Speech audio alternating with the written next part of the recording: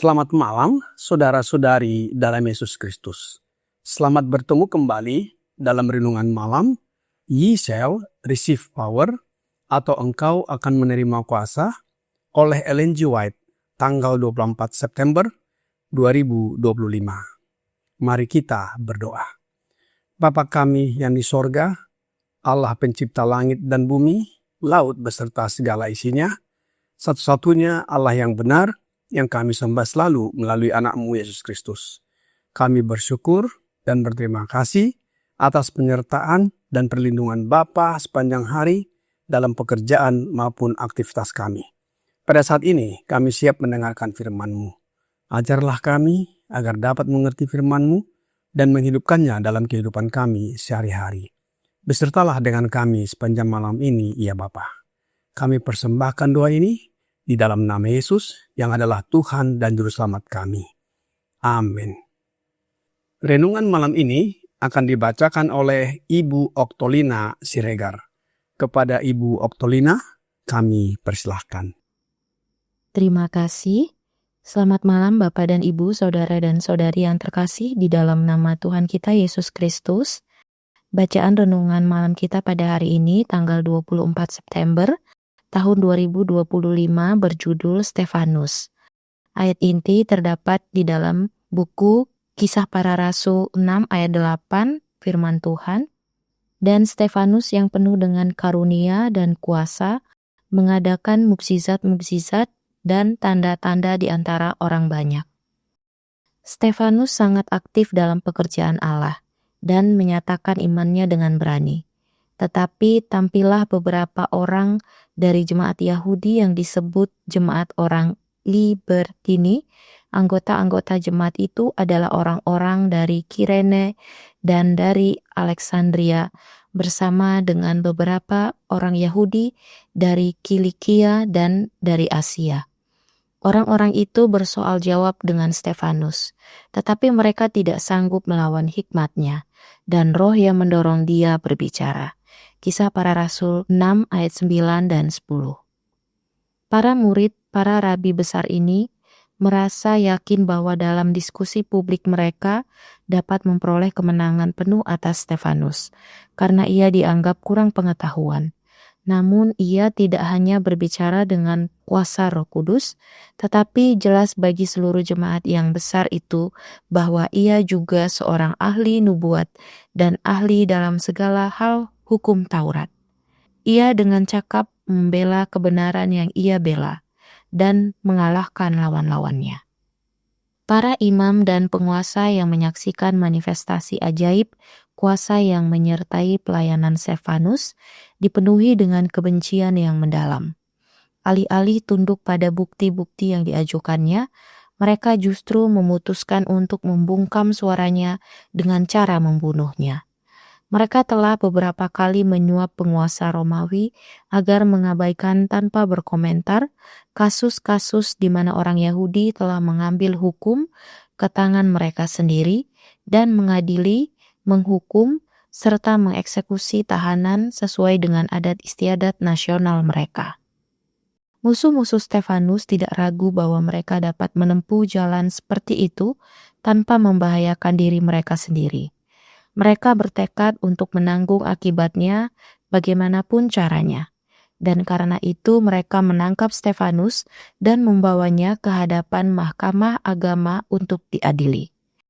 Saat Stefanus berdiri berhadapan muka dengan para hakimnya untuk menjawab kejahatan penghujatan cahaya suci bersinar di wajahnya. Semua orang yang duduk dalam sidang mahkamah agama itu menatap Stefanus. Lalu mereka melihat muka Stefanus sama seperti muka seorang malaikat. Ayat 15. Mereka yang meninggikan Musa mungkin telah melihat di wajah tawanan itu cahaya suci yang sama terpancar dari wajah Nabi zaman dahulu itu.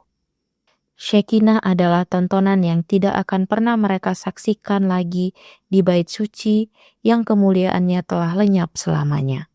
Banyak orang yang melihat wajah Stefanus yang bercahaya, gemetar, dan menutup wajah mereka. Tetapi ketidakpercayaan dan prasangka yang keras kepala tidak pernah goyah. Dikutip dari buku The Spirit of Prophecy, volume 3, halaman 294 sampai dengan 296. Demikianlah bacaan renungan malam kita pada hari ini.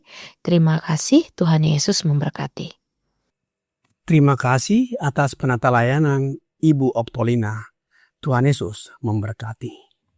Saudara-saudari dalam Yesus Kristus, Stefanus adalah seorang diaken atau diakon yang dipilih untuk membantu para rasul dalam pelayanan kepada janda-janda dan tugas sosial lainnya. Latar belakang pemilihan Stefanus sebagaimana tertulis di dalam Kisah Para Rasul pasal 6 ayat 1-6 dilatar belakangi oleh ketegangan dalam jemaat mula-mula di Yerusalem akibat adanya diskriminasi terhadap janda-janda orang Yahudi yang berbahasa Yunani dalam pelayanan sehari-hari, khususnya mengenai pembagian makanan. Hal ini mengganggu fokus para rasul dalam doa dan pemberitaan firman. Untuk mengatasi masalah tersebut, para rasul meminta jemaat memilih 7 orang yang dikenal baik, penuh Roh Kudus dan bijaksana untuk menangani pelayanan praktis ini. Setelah dipilih, ke-7 orang tersebut diteguhkan melalui penumpangan tangan oleh para rasul. Solusi ini memungkinkan pelayanan sosial berjalan adil dan para rasul kembali fokus pada misi penginjilan. Dari 7 orang diakon yang dipilih, Stefanus salah seorang di antaranya. Ia dikenal sebagai seorang yang penuh iman dan Roh Kudus. Kisah pasal 6 ayat 5. Juga melakukan mujizat dan tanda-tanda ajaib. Kisah 6 ayat 8. Stefanus sangat aktif dalam pekerjaan Allah dan menyatakan imannya dengan berani. Tetapi timbul persoalan dari jemaat Yahudi. Alkitab dalam Kisah Para Rasul 6 ayat 9 dikatakan, tampillah beberapa orang dari jemaat Yahudi yang disebut jemaat orang Libertini. Anggota-anggota jemaat itu adalah orang-orang dari Kirene dan dari Alexandria, bersama dengan beberapa orang Yahudi dari Kilikia dan dari Asia. Orang-orang itu bersoal jawab dengan Stefanus. Tetapi mereka tidak sanggup melawan hikmatnya dan roh yang mendorong dia berbicara. Kisah pasal 6 ayat 10. Apa yang terjadi kemudian? Alkitab di dalam Kisah Para Rasul 6 ayat 11 dan 12 berkata, lalu mereka menghasut beberapa orang untuk mengatakan, kami telah mendengar dia mengucapkan kata-kata hujat terhadap Musa dan Allah. Dengan jalan demikian, mereka mengadakan suatu gerakan di antara orang banyak serta tua-tua dan ahli-ahli Taurat. Mereka menyergap Stefanus, menyeretnya, dan membawanya ke hadapan mahkamah agama. Orang-orang Yahudi menghasut dan menuduh Stefanus menghujat Allah dan Musa. Mereka juga memajukan saksi-saksi palsu dengan mengatakan bahwa Stefanus terus-menerus mengucapkan perkataan yang menghina tempat kudus dan hukum Taurat, serta telah mendengar dia mengatakan bahwa Yesus orang Nazaret itu akan merubuhkan tempat ini dan mengubah adat istiadat yang diwariskan oleh Musa kepada mereka. Kisah pasal 6 ayat 13 dan 14. Tuduhan terhadap Stefanus pada dasarnya mencerminkan konflik antara ajaran Yesus yang dibawa oleh Stefanus dengan sistem keagamaan orang Yahudi saat itu. Semua orang yang duduk dalam sidang mahkamah agama orang Yahudi menatap Stefanus. Lalu mereka melihat muka Stefanus sama seperti muka seorang malaikat. Kisah pasal 6 ayat 15. Para imam menanyakan Stefanus, apakah benar apa yang dikatakan oleh orang banyak tersebut? Stefanus menjawab dengan membela diri dari tuduhan dengan suara yang jelas dan menggetarkan bahwa ia tidak menghujat Allah dan Musa. Tetapi ia justru membalikkan tuduhan itu dengan menunjukkan bahwa Israel sendirilah yang berulang kali menolak utusan-utusan Allah termasuk Yesus Sang Mesias. Dalam Kisah pasal 7, saya nanti akan ringkaskan isi pembelaan dan sekaligus khotbah daripada Stefanus. Mari kita lihat isi khotbah Stefanus sebagaimana Kisah pasal 7. Stefanus mewartakan sejarah panggilan Abraham sebagaimana ayat 2-8. Allah memanggil Abraham dari Mesopotamia ke tanah perjanjian. Inilah janji Allah diberikan kepada keturunannya, termasuk perjanjian sunat. Kemudian dia juga memberitakan mengenai kisah Yusuf, sebagaimana ayat 9-16, saudara-saudara Yusuf iri dan menjualnya ke Mesir, tetapi Allah menyertainya. Yusuf akhirnya menjadi penyelamat keluarga Yakub di masa kelaparan. Musa dan pembebasan Israel, ayat 17-43. Musa dipilih Allah untuk membebaskan Israel dari Mesir. Namun orang Israel menolak Musa, baik saat ia membunuh orang Mesir maupun saat memimpin mereka di padang belantara. Mereka malah menyembah anak lembu emas dan berpaling dari Allah.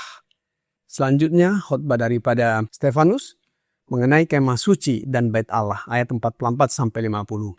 Stefanus menyinggung bahwa meskipun ada kemah suci dan bait Allah, Allah tidak tinggal dalam rumah buatan tangan manusia. Ini menanggapi tuduhan bahwa ia menentang bait Allah. Kecaman langsung kepada para pemimpin Yahudi dikemukakan oleh Stefanus juga dalam ayat 51-53. Stefanus menuduh mereka keras kepala dan tidak taat kepada Roh Kudus. Sama seperti nenek moyang mereka menolak nabi-nabi, mereka pun sekarang mengkhianati dan membunuh Mesias, yaitu Yesus. Apa akibat dari khotbah Stefanus ini? Kita lihat, para anggota Sanhedrin sangat marah. Kisah 7 ayat 54. Stefanus mendapat penglihatan sorga terbuka dan melihat Yesus berdiri di sebelah kanan Allah. Kisah 7 ayat 55-56. Namun mereka menutup telinga, menyeretnya keluar kota dan merajam Stefanus hingga mati.